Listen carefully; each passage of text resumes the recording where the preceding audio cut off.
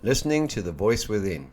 Many people feel uncertain or disconnected because they are constantly guided by external opinions, expectations, and noise.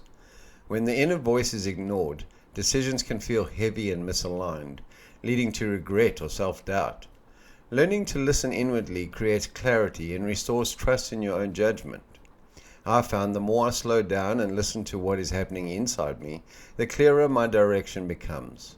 When I honor that inner voice, choices feel calmer and more authentic.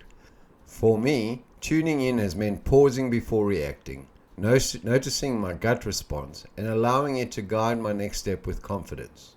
Some action steps. Create a few quiet moments each day without distraction to check in with yourself.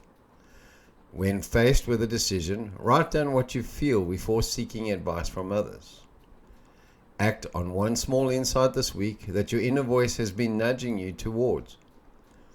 If you would like support in reconnecting with your inner guidance and building trust in your decisions, I would recommend you book a counseling or coaching session.